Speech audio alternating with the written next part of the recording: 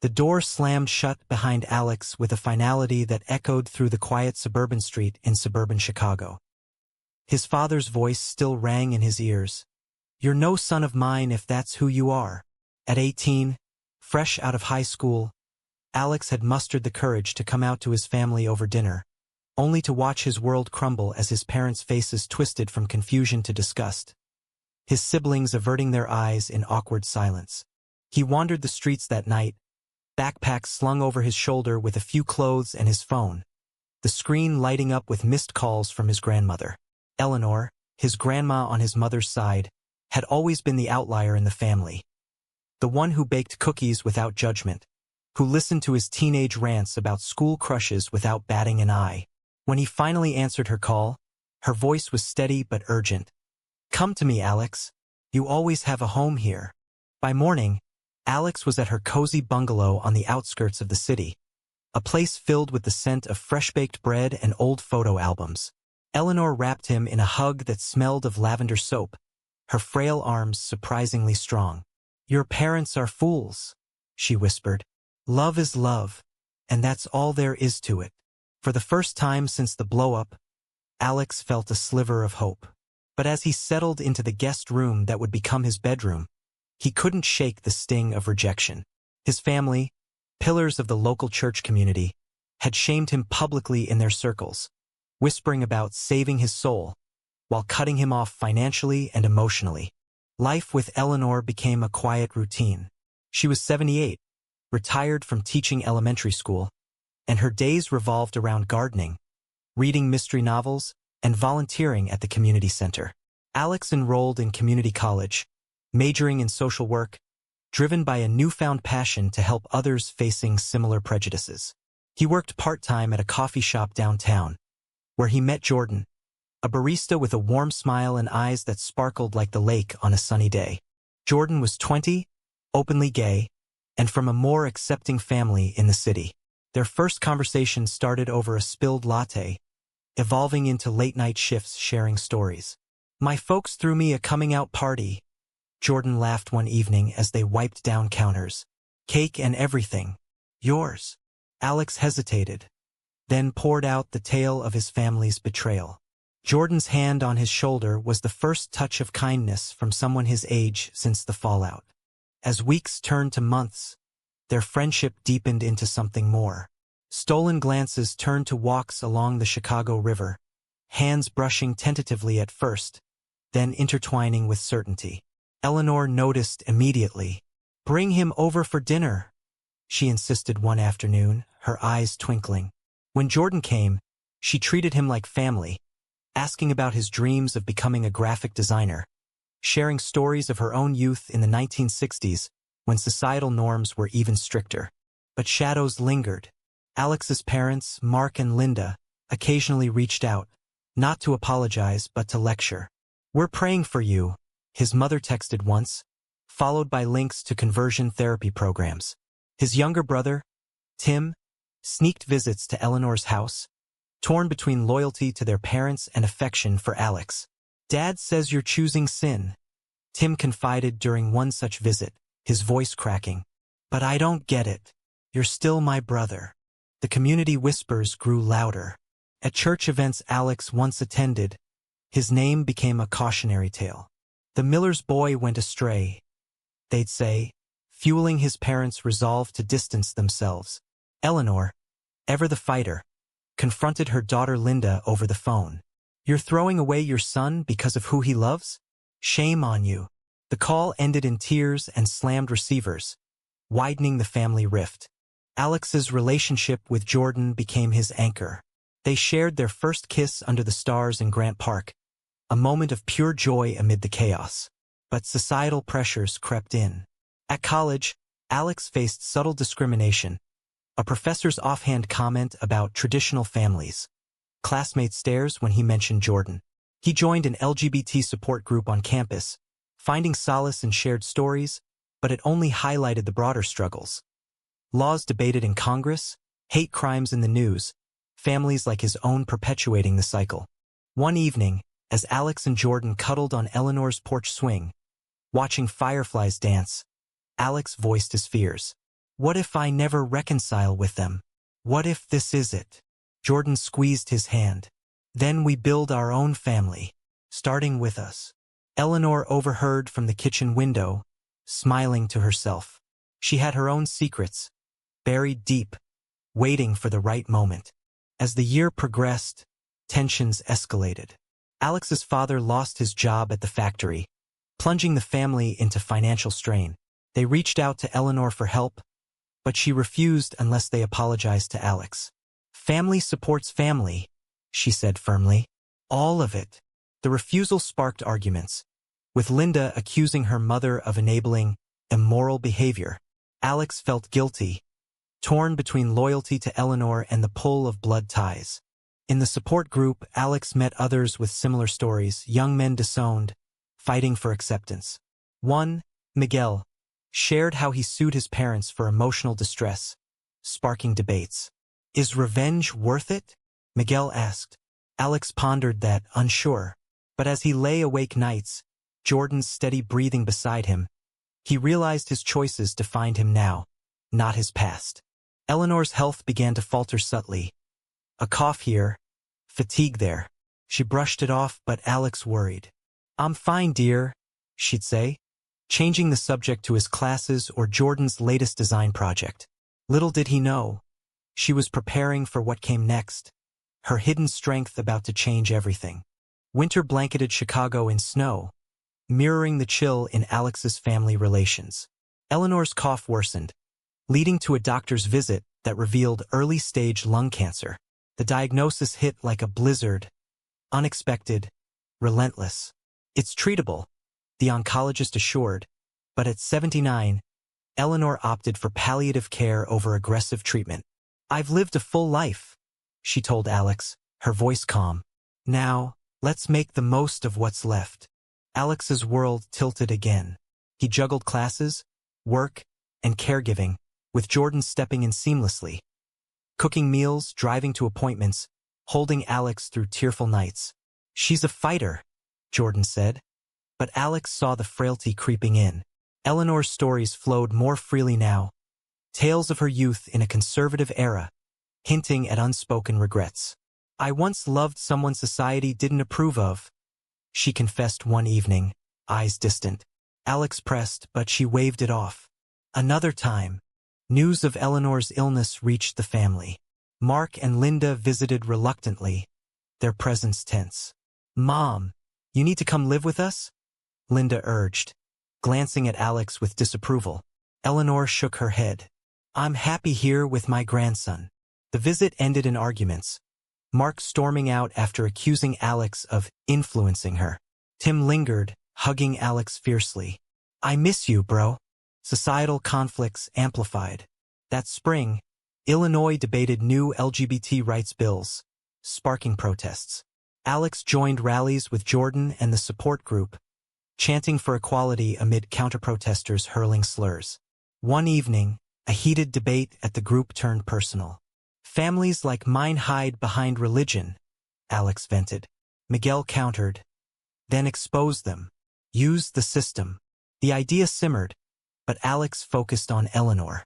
Jordan's family embraced them, inviting Alex for holidays. His parents, liberal academics, offered contrast to Alex's upbringing. Blood doesn't define family, Jordan's mom said over Thanksgiving turkey. Alex nodded, but the ache persisted. Back home, Eleanor gifted him an old locket. For strength, she said mysteriously. As summer bloomed, Eleanor's condition deteriorated. Hospital stays increased, bills mounting despite insurance. Alex's parents offered financial help, conditionally. If he leaves that lifestyle, Mark stipulated via email. Eleanor, furious, revealed a glimpse of her secret. I've saved for this. Don't worry. Alex assumed modest savings, not suspecting the truth. In quiet moments, Alex and Jordan dreamed of the future. Marriage, adoption, a life unbound by prejudice. But reality intruded. At work, a customer overheard them planning a date and complained, leading to a warning from the manager. Keep it professional, he said, eyes averted. Alex quit, finding a job at an LGBT-friendly nonprofit, channeling his pain into advocacy. Eleanor's revelations deepened. Bedridden now, she shared her past. In the 1950s, she loved a woman named Clara, but societal pressure forced her into marriage with Alex's grandfather. "I hid it all my life," she whispered. "Don't make my mistakes." Alex was stunned. His grandma, a closeted lesbian? It explained her unwavering support, her fights with the family. "Why didn't you tell me sooner?" he asked. "I wanted you to live freely first." The family learned of her confession through Tim, who overheard. Chaos ensued. Linda accused Eleanor of corrupting Alex. Mark demanded she recant. "It's the illness talking," they claimed. Eleanor stood firm, even as pain racked her.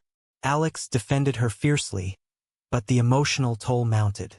Jordan became his rock, their bond strengthening amid adversity. Fall brought worsening news. Eleanor's cancer spread. Hospice was arranged at home.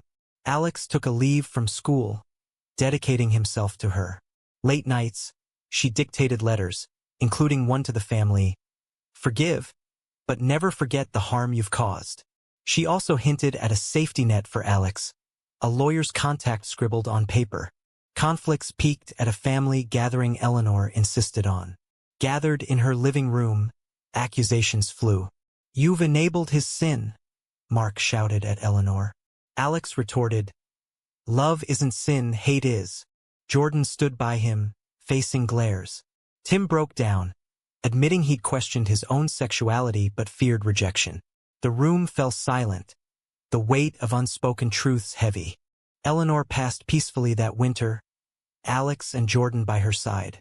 Her final words, "Fight back with love, but fight." The funeral was fraught. Family attending stiffly, community members sharing stories of her quiet activism. Alex eulogized her as his savior, tears flowing. Grief enveloped Alex. Jordan moved in fully, their relationship a beacon. But sorting Eleanor's affairs revealed the bombshell. A hidden trust fund, amassed from wise investments and an inheritance she'd concealed. Worth over $1 million, earmarked for Alex with stipulations, to support LGBT causes and expose hypocrisy if needed. Shock rippled through him. "She was rich," Jordan exclaimed. Alex pieced it together. Eleanor's frugal life masked her wealth, saved for this purpose. The lawyer explained, "She wanted you protected." As Alex contemplated the inheritance, ideas swirled. Use it for therapy, education, or something bolder. The family's financial woes loomed. His father's unemployment, mounting debts. They reached out post-funeral expecting a share. Alex's response? Silence for now. Spring thawed Chicago's ice, but Alex's heart remained frozen in grief. The inheritance sat in a bank account, a secret weapon Eleanor had forged in silence. Over coffee with Jordan, Alex debated its use. She said, "Fight back," he mused. Jordan nodded. But how? Revenge or rebuilding? The family pressed harder. Linda called weekly, hinting at reconciliation while probing Eleanor's estate. "Mom always said family first," she said sweetly. Alex saw through it, hypocrisy at its finest. His support group urged action. Miguel shared his lawsuit success. "It forced my folks to confront their bigotry." Alex considered legal options, but Eleanor's words echoed, "Fight with love." He channeled funds into therapy, healing sessions uncovering layers of trauma. Jordan attended couples counseling, strengthening their bond. They attended pride events, Alex speaking publicly for the first time. "My family shamed me," he shared at a rally, voice steady. "But my grandma showed me true love." Applause thundered, but backlash followed. Anonymous hate mail, echoing his parents' views. Societal debates raged. A Supreme Court case on LGBT rights dominated news, polarizing communities. Alex's nonprofit work intensified, using part of the inheritance for scholarships for disowned youth. Word spread, drawing media attention. A local reporter interviewed him. "How does it feel to rise above rejection?" Alex replied honestly, "It hurts, but it's empowering." Tensions with family escalated. Tim confided he was gay too, terrified to come out. "Help me, Alex." Alex welcomed him secretly, using funds for Tim's counseling. But when parents discovered, they blamed Alex for spreading the influence. Mark confronted him at Eleanor's grave. "You've poisoned my son." Alex stood tall. "No, Dad. You've poisoned yourself with hate." Jordan proposed that summer, a quiet moment in Millennium Park. "Marry me, Alex. Let's build what they tried to destroy." Tears mingled with yes, rings exchanged. Planning the wedding stirred emotions, whom to invite. Alex extended olive branches, but conditions attached. Acceptance or absence. The inheritance's full potential dawned. Eleanor had documented family hypocrisies. Letters, recordings of arguments, even proof of Mark's past indiscretions he'd hidden. "Use if necessary," her note read. Alex grappled. Expose them publicly? Could shatter lives, spark debates on family loyalty versus justice. At work, Alex advocated for policy changes, funding lobbyists with the money. Protests turned violent one day, a counter-protester shoving Jordan. Rage boiled in Alex. Societal hate mirrored his family's. Hospital visit over, Jordan recovered, but the incident fueled resolve. Fall brought a family crisis. Mark's heart attack, bills piling. Linda begged Alex for help. For old time's sake. Alex visited the hospital, conditions clear. "Accept me, Jordan, and Tim as we are." Mark grumbled agreement, but insincerity shone. Alex paid selectively, using funds for medical but withholding more. Tim came out officially, moving in with Alex and Jordan. The trio formed a new family unit, laughter returning. But whispers in the community grew. Accusations of Alex buying loyalty with stolen money. Legal threats loomed. His parents contested the will, claiming undue influence. Court battles ensued, dramatic and public. Testimonies revealed Eleanor's secret life, her love for Clara documented in journals. The judge, moved, upheld the will. "This is about legacy, not greed." Media frenzy followed. Headlines screaming, "Gay heir fights bigoted family with grandma's fortune." Alex's choices sparked controversies. Online forums debated. Is using inheritance for revenge ethical? Support groups split. Some praised empowerment, others warned of bitterness. Jordan cautioned balance. "Don't lose yourself in the fight." As winter approached, Alex reflected. The money funded a foundation in Eleanor's name, aiding LGBT youth. Weddings plans proceeded, Tim as best man. But the family's partial acceptance felt hollow. Mark attended therapy grudgingly, Linda's apologies scripted. A pivotal moment came at Christmas dinner, hosted by Alex. Tensions simmered, old wounds reopening. "You think money fixes everything?" Mark snarled. Alex countered. "No, but truth does." He revealed select documents, not for destruction but dialogue. Shocked silences followed revelations of family secrets. Mark's affair years ago, hidden under religious facade. The night ended in tears, tentative hugs. Progress? Perhaps. But Alex knew battles continued, societal, personal. With Jordan's hand in his, he felt ready. The new year ushered in resolutions and reckonings. Alex's foundation thrived, scholarships awarded, stories shared. Media dubbed him the heir who healed, but critics called it vengeance philanthropy.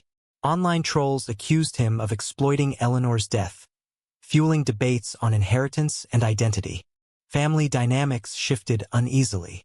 Mark, post-heart attack, attended therapy with Linda, confronting biases.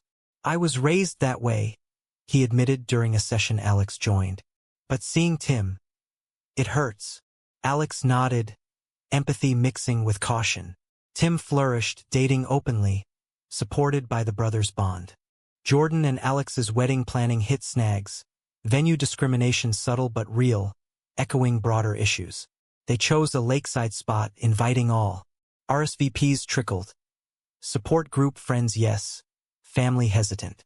Linda called, "We'll come, but no public displays." Alex refused. "It's our day, our way." Societal backlash intensified. A conservative talk show host lambasted Alex's story, using grandma's money to push an agenda. Alex appeared on a counter show, defending, "It's about equality, not agenda." Viewership spiked, polarizing opinions. Friends distanced, fearing association. Others rallied. The inheritance dwindled purposefully, invested in causes, legal fees from will contests settled. Alex discovered more.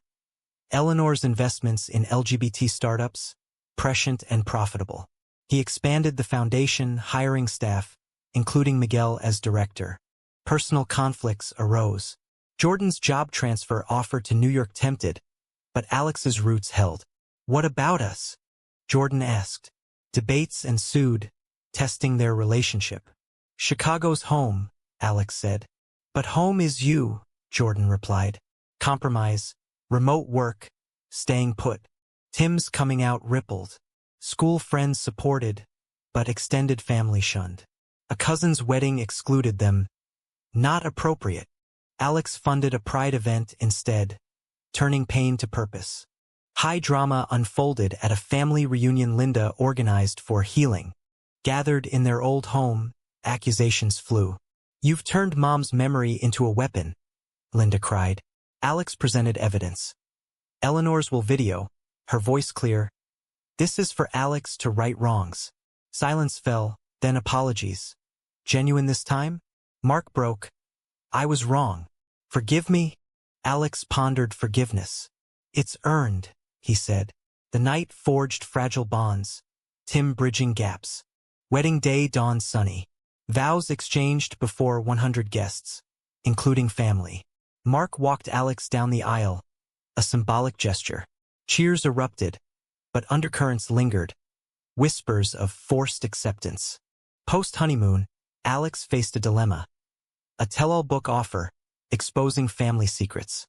Pros, awareness. Cons, destruction. Jordan advised against. "You've won. Let go." But Miguel pushed. Spark change. Decision weighed heavy. At a foundation gala, Alex announced, "No book, but a documentary on disowned youth, featuring anonymized stories." Applause, but family relief mixed with resentment. As fall leaves fell, another crisis. Linda's cancer diagnosis mirroring Eleanor's. Alex funded treatment unconditionally. "Family," he said simply. Gratitude flowed, bonds strengthening. Yet choices haunted. Had he fought too hard? Society debated his methods, op-eds questioning if wealth justified exposure. Alex reflected in quiet moments, Jordan's arms around him. The foundation's impact grew. Lives changed, policies influenced. But personal cost. Sleepless nights, strained relations. In a pivotal therapy session, Mark confessed, "I envied your courage."